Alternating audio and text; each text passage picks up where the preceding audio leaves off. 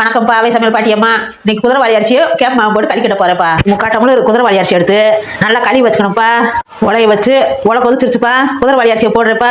நல்லா வேக விட்டு உப்பு போட்டு நல்லா வேக விட்டுக்கணும்ப்பா. குதிரைவாலி அரிசி வந்துருச்சு. கேப் மாவு போட்டு கட்ட போறேன். கொஞ்ச நேரம் மூடி சிம்மில் வச்சுக்கணும்ப்பா. கொஞ்ச நேரம் இருக்கட்டும். கையில் ஒட்டக்கூடாதுப்பா. வெந்துருச்சு. இறக்கி வைக்கிறேன்.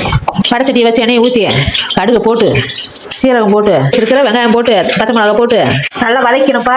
தக்காளி வெட்டி வச்சதை போட்டு நல்லா வதக்கணும். வதக்கி தேவையான அளவு உப்பு கொடுக்கணும். கொஞ்சம் போல மஞ்சள் தூள் கொடுக்கணும்.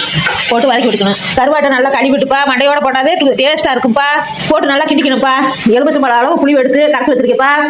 கரைச்சி தேவையான அளவு தண்ணியை ஊற்றிட்டு 10 நிமிஷம் வேக விட்டு எடுத்துக்கணும். கருவாடு சொதி குழம்பு ரெடி ஆயிடுச்சு. இறக்க போறப்பா. களியும் கருவாடு சொதி குழம்பு சூப்பராக இருக்குப்பா. இதே மாதிரி உங்கள் வீட்டில் செஞ்சு பாருங்க. வணக்கம்ப்பா, அவை சமையல் பாட்டியம்மா. இன்னைக்கு புளி ஊற்றாத குச்சி கருவாடு குழம்பு செய்ய போறப்பா. குச்சி கருவாடு குழம்புக்கு மசாலா ரெடி பண்ணுறப்பா. வடைச்சட்டியை வச்சு எண்ணெயை ஊற்றி வெங்காயம் பூண்டு காஞ்ச மிளகா நல்லா வதக்கிக்கணும்ப்பா.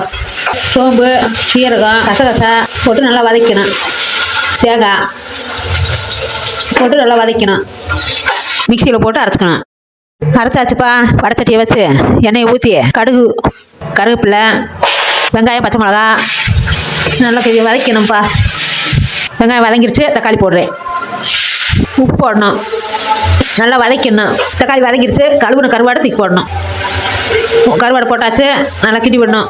நல்லா வதக்கிட்டு அரைச்சி வச்ச மசாலா தூக்கி ஊற்றி தண்ணியை ஊற்றிக்கணும். கழுவி மஞ்சள் பொடி போடணும்ப்பா.